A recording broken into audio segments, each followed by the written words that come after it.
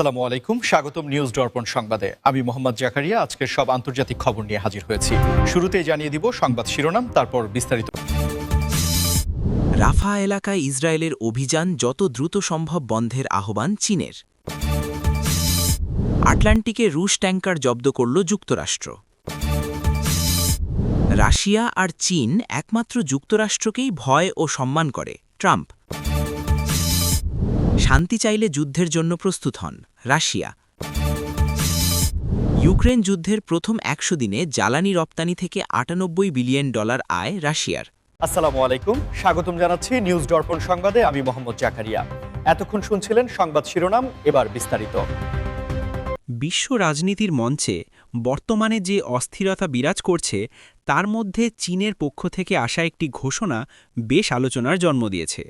মধ্যপ্রাচ্যের রাফা এলাকায় ইসরায়েলি বাহিনীর চলমান অভিযান নিয়ে বেইজিং তাদের অবস্থান স্পষ্ট করে বলেছে যে তারা এই অভিযান যত দ্রুত সম্ভব বন্ধের দাবি জানাচ্ছে।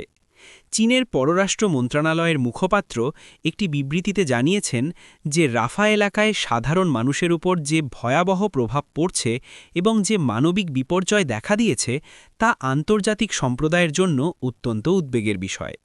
বেইজিং মনে করে সেখানে অবিলম্বে শান্তি ফিরিয়ে আনা প্রয়োজন এবং যে কোনো ধরনের সামরিক তৎপরতা যা সাধারণ মানুষের জীবনকে ঝুঁকিতে ফেলে তা কোনোভাবেই সমর্থনযোগ্য নয়।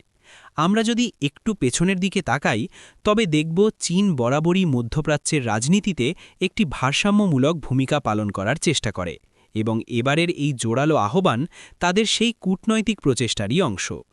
আপনারা জানেন যে রাফা এলাকাটি বর্তমানে লাখ লাখ মানুষের আশ্রয়স্থলে পরিণত হয়েছে এবং সেখানে সামরিক অভিযান চললে যে পরিমাণ প্রাণহানির আশঙ্কা রয়েছে তা বিশ্বের অনেক রাষ্ট্রকেই ভাবিয়ে তুলছে। চীন বলেছে তারা চায় না এই সংঘাত আরও ছড়িয়ে পড়ুক এবং পুরো অঞ্চলটি অস্থিতিশীল হয়ে উঠুক। বেইজিংয়ের এই অবস্থানের পেছনে কেবল মানবিক কারণ নয়, বরং বৈশ্বিক অর্থনৈতিক স্থিতিশীলতার বিষয়টাও জড়িয়ে আছে, কারণ মধ্যপ্রাচ্যে কোনো অস্থিরতা তৈরি হলে তার প্রভাব বিশ্ববাজারেও পড়ে। চীনের এই কড়া বার্তার পর এখন দেখার বিষয় হল আন্তর্জাতিক মহলে এর প্রভাব কতটা জোরালো হয় এবং ইসরায়েল এই আহ্বানে কেমন সাড়া দেয়। আপনারা কি মনে করেন, চীনের এই হস্তক্ষেপ কি রাফা পরিস্থিতির কোনো পরিবর্তন ঘটাতে পারবে? আপনাদের মতামত অবশ্যই নিচে কমেন্ট করে জানাবেন এবং এই ধরনের গুরুত্বপূর্ণ আপডেট নিয়মিত পেতে আমাদের চ্যানেলটি এখনই সাবস্ক্রাইব করে রাখুন। চীন আরও উল্লেখ করেছে যে তারা আন্তর্জাতিক সম্প্রদায়ের সাথে মিলে একটি স্থায়ী সমাধানের জন্য কাজ করতে প্রস্তুত, যেখানে সাধারণ মানুষের অধিকার রক্ষা পাবে এবং সংঘাতের চিরস্থায়ী অবসান ঘটবে। এই পুরো বিষয়টি এখন বিশ্ব কূটনীতির এক বড় কেন্দ্রবিন্দুতে পরিণত হয়েছে, কারণ বড় শক্তিগুলোর এমন অবস্থান সরাসরি মাঠ পর্যায়ের পরিস্থিতির ওপর প্রভাব ফেলে। আমরা আশা করি রাফার সাধারণ মানুষ দ্রুত একটি নিরাপদ পরিবেশ ফিরে পাবে এবং অকারণে কোনো প্রাণহানি হবে না। আটলান্টিক মহাসাগরে রাশিয়ার একটি বিশাল তেলের ট্যাঙ্কার জব্দ করার ঘটনাটি বিশ্ব রাজনীতিতে নতুন করে উত্তেজনার পারদ চড়িয়ে দিয়েছে।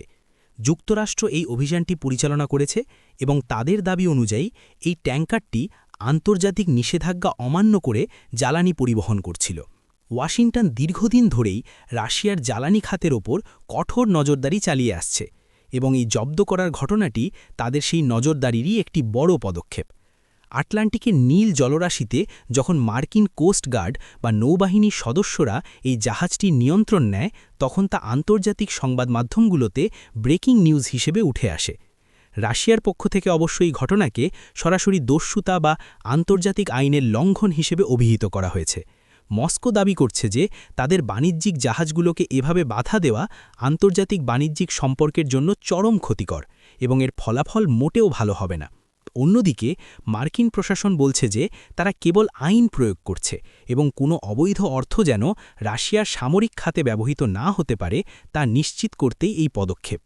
এই ট্যাঙ্কারটি ঠিক কোথায় যাচ্ছিল এবং এতে কী পরিমাণ জ্বালানি ছিল তা নিয়ে বিস্তারিত তথ্য এখনও সব প্রকাশ করা হয়নি, তবে ধারণা করা হচ্ছে এটি কোনো গোপন বাণিজ্য রুটের অংশ ছিল।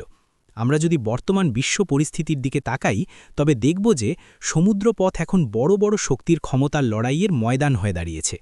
রাশিয়ার জ্বালানি রপ্তানি আটকানো মানে হল তাদের অর্থনীতির মূল জায়গায় আঘাত করা, যা ক্রেমলিন কোনোভাবেই সহজে মেনে নেবে না। এই ঘটনার পর আটলান্টিক অঞ্চলে নিরাপত্তা ব্যবস্থা আরও জোরদার করা হয়েছে এবং অন্যান্য জাহাজগুলোর মধ্যেও এক ধরনের ভীতি কাজ করছে। এই যে পাল্টাপাল্টি ব্যবস্থা এবং অর্থনৈতিক অবরোধের খেলা, এতে শেষ পর্যন্ত বিশ্ববাজারে তেলের দামের ওপর কী প্রভাব পড়বে তা নিয়ে অনেক বিশেষজ্ঞই চিন্তিত। আপনারা এই বিষয়টি কিভাবে দেখছেন? যুক্তরাষ্ট্র কি এভাবে রাশিয়ার অর্থনীতিকে চাপে ফেলতে পারবে? ভিডিওটি ভালো লাগলে একটি লাইক দিতে ভুলবেন না, কারণ আপনাদের এক একটি লাইক আমাদের নতুন নতুন তথ্য সংগ্রহ করতে উৎসাহিত করে। সমুদ্রপথের এই টানাপোড়েন আগামীতে আরও বড় কোনো কূটনৈতিক লড়াইয়ের রূপ নেয় কিনা সেটাই এখন দেখার বিষয়। সাবেক মার্কিন প্রেসিডেন্ট ডোনাল্ড ট্রাম্প তার সাম্প্রতিক এক বক্তব্যে আবারও বিশ্ব রাজনীতিতে আলোচনার ঝড় তুলেছেন। তিনি দাবি করেছেন যে রাশিয়া এবং চীন বর্তমান বিশ্বের একমাত্র দেশ যারা যুক্তরাষ্ট্রকে ভয় পায় এবং একই সাথে সম্মানও করে। তবে তার মতে এই ভয় বা সম্মান কেবল তখনই কার্যকর থাকে যখন হোয়াইট হাউসে শক্তিশালী নেতৃত্ব থাকে। ট্রাম্পের এই বক্তব্যটি এমন এক সময় এলো যখন ইউক্রেন যুদ্ধ এবং তাইওয়ান ইস্যু নিয়ে ওয়াশিংটনের সাথে মস্কো ও বেইজিংয়ের সম্পর্ক ইতিহাসের সর্বনিম্ন পর্যায়ে রয়েছে। ট্রাম্প সবসময় নিজেকে একজন দক্ষ আলোচক বা ডিল মেকার হিসেবে দাবি করে আসছেন এবং তিনি মনে করেন যে তার সময়ে তিনি যেভাবে ভ্লাদিমির পুতিন বা শি জিনপিংয়ের সাথে ডিল করতেন, বর্তমান প্রশাসন তা পারছে না। ট্রাম্পের এই দৃষ্টিভঙ্গি বিশ্লেষণ করলে দেখা যায় তিনি মূলত শক্তির মাধ্যমে শান্তি প্রতিষ্ঠার নীতিতে বিশ্বাসী। তিনি বলছেন যে আমেরিকা যদি তার সামরিক এবং অর্থনৈতিক শ্রেষ্ঠত্ব সঠিকভাবে প্রদর্শন করতে না পারে, তবে অন্যান্য পরাশক্তিগুলো তাদের আর পরোয়া করবে না। তার এই বক্তব্য নিয়ে মার্কিন রাজনীতিতেও ব্যাপক বিতর্ক শুরু হয়েছে। সমালোচকরা বলছেন যে ট্রাম্পের এই ধরনের কথাবার্তা আন্তর্জাতিক মিত্রদের মধ্যে বিভ্রান্তি ছড়াতে পারে। অন্যদিকে তার সমর্থকরা মনে করেন যে আমেরিকার ঋত গৌরব ফিরিয়ে আনতে এই ধরনের কঠোর মনোভাবই প্রয়োজন। রাশিয়া এবং চীনের পক্ষ থেকে অবশ্য ট্রাম্পের এই মন্তব্যের সরাসরি কোনো প্রতিক্রিয়া এখনও আসেনি। তবে বেইজিং ও মস্কো সবসময় দাবি করে যে তারা কারও ভয়ে নয়, বরং পারস্পরিক স্বার্থের ভিত্তিতে সম্পর্ক বজায় রাখতে চায়। তবে এটা সত্য যে ট্রাম্পের আমলে এই দুই দেশের সাথে মার্কিন সম্পর্কের সমীকরণ একদম ভিন্ন ছিল। ট্রাম্পের এই ভয় ও সম্মান থিওরি কি আসলেই সত্য, নাকি এটি কেবল রাজনৈতিক প্রচারণার অংশ? আপনাদের মূল্যবান মতামত আমাদের সাথে শেয়ার করুন। আপনারা যারা নিয়মিত আন্তর্জাতিক খবরাখবর রাখতে পছন্দ করেন, তারা আমাদের সাথে যুক্ত থাকতে ভুলবেন না। ট্রাম্পের এই দাবি আসলে আমেরিকার অভ্যন্তরীণ ভোটারদের কাছে একটি বড় বার্তা যে বিশ্বমঞ্চে আমেরিকার আধিপত্য টিকিয়ে রাখতে হলে একজন কঠোর নেতার প্রয়োজন।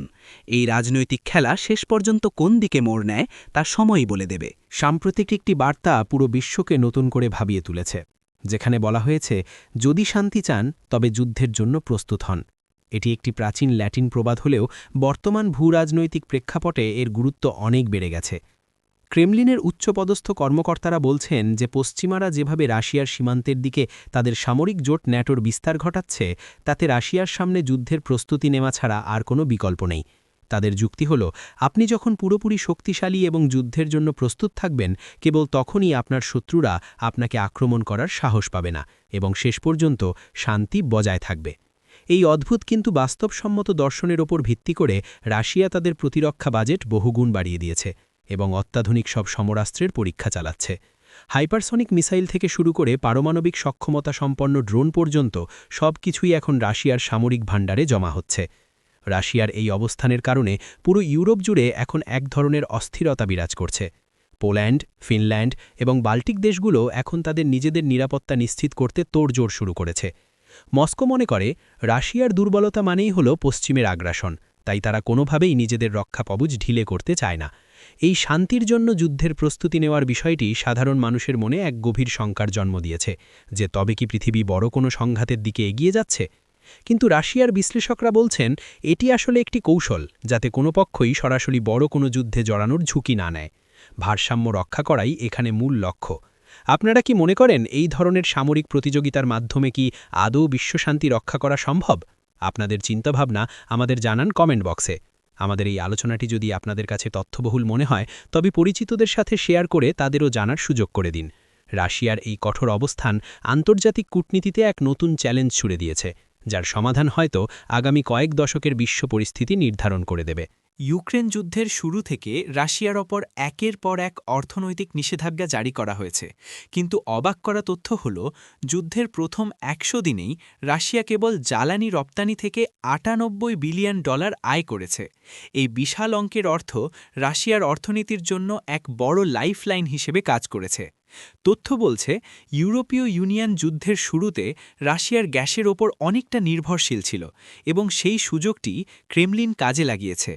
যদিও পশ্চিমা দেশগুলো রুশ তেল ও গ্যাসের ওপর নিষেধাজ্ঞা দেওয়ার চেষ্টা করেছে, কিন্তু বিশ্ববাজারে জ্বালানির দাম এতটাই বেড়ে গিয়েছিল যে কম পরিমাণে রপ্তানি করেও রাশিয়া বেশি মুনাফা অর্জন করতে সক্ষম হয়েছে।